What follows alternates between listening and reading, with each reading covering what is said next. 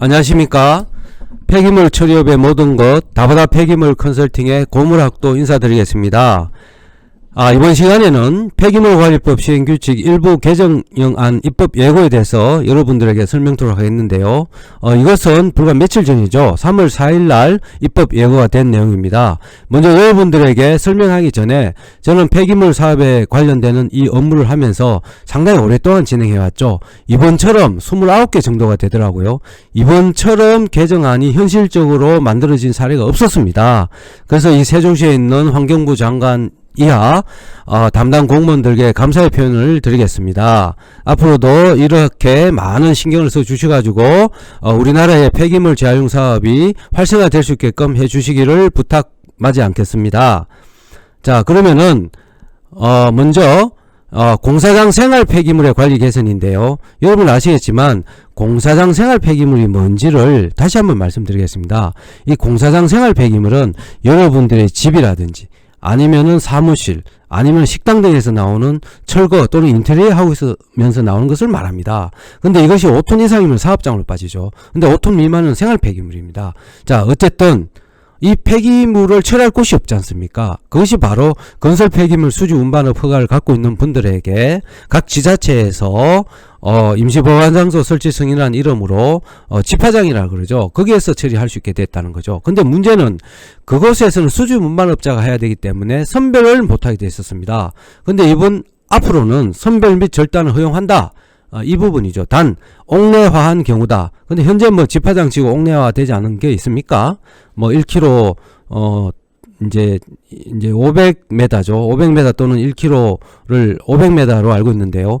500m 이제 주거 지역에서 벗어나면은 안 해도 된다는 규정이 있는데 뭐 그럼에도 불구하고 다 하고 있습니다. 어쨌든 공사장 생활계 폐기물을 임시보관장소 설치 승인해서 선별할 수 있게 했다. 자, 이 부분이 현실을 기반으로 해서 법이 만들어졌다. 칭찬할 만합니다. 그리고 열분해 가스와 재활용 시설 사용 신고 및 검사 등 규정을 마련했다. 이 부분은 제가 별도로 지금 가장 핫한 아이템이죠. 이 열분해 재활용 사업에 대해서는 별도로 이제 동영상을 찍어서 올렸고요. 그리고 이 부분에 대해서는 기존에 개시 신고할 때 이제 검사 필정을 붙여서 가야 된다. 이제 그러는데 열분의 재활용 시설도 이 사업을 활성화시키겠다. 그러나 사용 검사는 받아야 된다. 자, 바람직한 거라 생각하고요. 자, 넘어가겠습니다. 그리고 그동안 폐 목재가 14가지 종류가 있었습니다. 무슨 놈의 폐기물이 14가지 종류로 분류가 됩니까? 이거 어느 공무원이 이걸 만들었습니까? 뭐 늦은 이야기지만 이제 드디어 5가지로 간소화한다고 그러죠. 물론 옛날에는 14가지가 아니었습니다. 4-5가지였습니다. 그걸 다시 14가지로 갔다가 이제는 5종으로 간소화한다는 거고요. 그리고 이 폐목재라는 것도 무조건 폐목재에 들어갈 게 아니고 형질을 수반하지 않는 벌채나 간벌 등으로 할 때는 인목부산물을 해서 제외한다. 간소화한다는 거죠. 칭찬할 만합니다.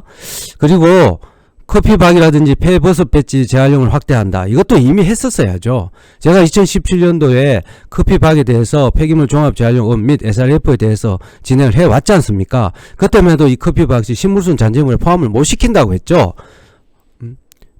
한국환경공단 폐자원 에너지센터와 저와 다퉈가지고 그게 들어왔죠, 처음으로. 그래서 이제서야 커피박 및 폐버섯 배지를 신설하고 그리고 화력 및 열병합 발전소 원료를 사용할 수 있게 하겠다. 늦었지만 환영하겠습니다. 그리고 열분해 가스와 재활용 유형을 R-3-3에 이제 포함했다는 거고요. 그리고 R-9-3이었죠, 기존에는. 근데 R-3-3에도 넣고 R-9-3에는 기체 관로에서 수소가 포함됐다는 내용이 있고요. 그 다음에 이제 이 폐윤활유 및 그 밖의 폐유도 석유 및 석유화학 제품의 원료로 쓸 수 있게끔 넣었다. 자, 이 부분이고요. 그리고 이제 음식물 폐기물을 재활용 방법을 추가하고 세부 기준을 정비했다. 이 음식물 폐기물이 언제 때 이야기입니까? 현재 이 음식물 폐기물이 감소됩니까? 늡니까? 감소되지 않습니다. 계속 늘고 있습니다. 코로나 시대를 맞이해가지고 집에서 음식 다 시켜 먹으면서 그 음식물이 다 어디로 가겠습니까? 이게 기존의 음식물 처리가 뭐로 합니까? 현재 기존의 음식물 처리를 퇴비화하고 또 그걸 가지고 메탄가스를 만들죠. 바이오가스를 만들죠. 현재 지자체에서 600억 700억 들여가지고 제대로 음식물 폐기물 처리되는 곳이 얼마나 많습니까? 일반 여러분들은 잘 모르시겠지만 저는 이걸 잘 알고 있습니다. 고양시 같은 경우도 지금 현재는 잘 모르겠습니다만은 제가 검사로 갈 때 저한테 노발대발 했죠.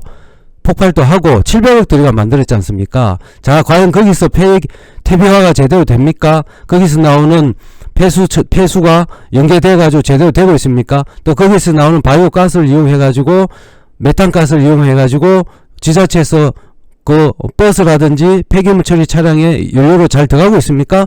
바람직하지 않죠. 물론 많은 돈을 가지고 진행했다는 것은 칭찬할 만하나 실질적으로 이것을 어떻게 해서 없앨 것인가, 실질적인 안을 마련하에 갈 수 있게끔 세부 기준을 정비했다. 자, 이 부분이고요. 그 다음에 이제 폐의료하고 피혁 및 피혁 가공 잔재물인데요. 이 폐의료 말씀드릴게요. 폐의료 하시는 분들 돈을 많이 벌었습니다. 소문이 나니까 서로 하려고 했죠. 서로 아웅다웅하면서 재활용 신고 안 받았다고 신고 다 했죠.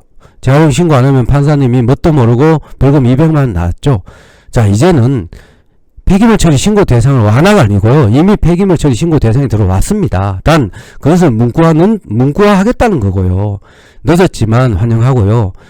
자, 그리고 이 폐의료 하시는 분들 어려운 거를 감안해서 자원순환 관련 시설이 아니라 일반 창고에서도 할 수 있게끔 건교부에서 자원순환 관련 시설에서 폐기물 재활용 부분을 빼야 됩니다. 지금 현재 이 자원순환 관련 시설 때문에 얼마나 많은 분들이 지뢰 사업도 마찬가지고요. 또 고물도 마찬가지고요. 그리고 이 폐의료도 마찬가지고요.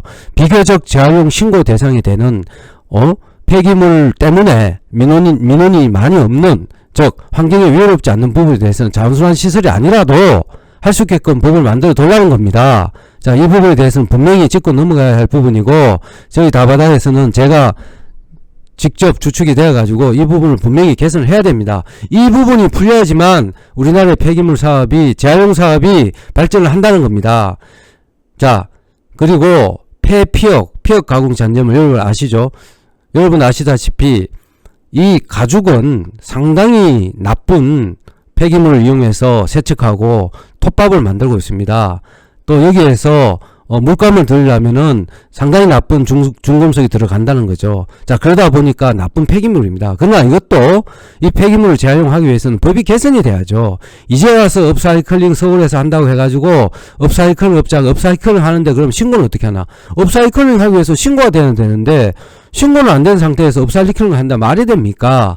이제 와서 신고 대상을 완화한다. 늦었습니다. 이미 늦었고, 그럼에도 불구하고 환영을 하는데요.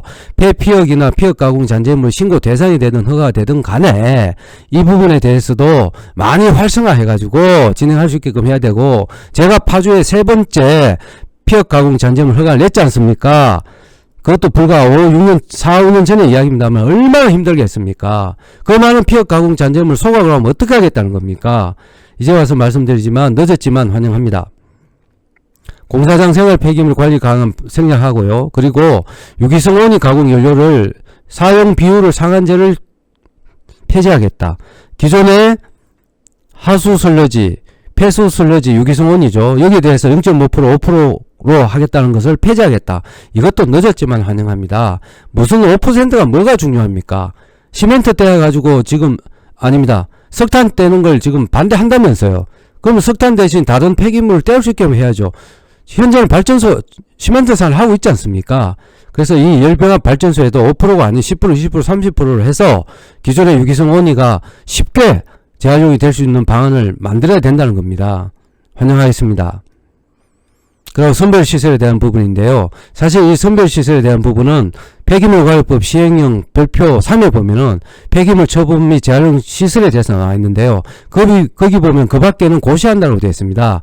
그 고시의 내용이 따로 별도로 있는데요. 이 선별시설이 폐기물 재활용을 하는데 얼마나 중요합니까? 자, 이 부분에 대해서 일반 어떤 규율을 정한다고 하는데 이것뿐만 아니라 폐기물관리법 시행령 별표 3에 선별시설을 별도로 넣으십시오. 고시로 넣지 말고 이걸 제안하겠습니다. 그 음식물 폐기물 재사용을 가축 먹이에 대해서는 기존에는 재활용 신고였는데 이걸 허가로 바꾸겠다. 자, 이렇게 되어 있고요. 자, 그래서 여러분들에게 중요한 내용을 말씀드렸는데요. 늦었지만 환경부에서 이런 현실적인 안을 만들어 주신 것에 대해서 상당히 고무적으로 생각하고 감사히 생각하겠습니다. 앞으로도 재활용 사업에 대해서 신경을 많이 써 주시고 현실적인 법을 만들어 주시기를 간곡히 부탁드리겠습니다. 이상입니다.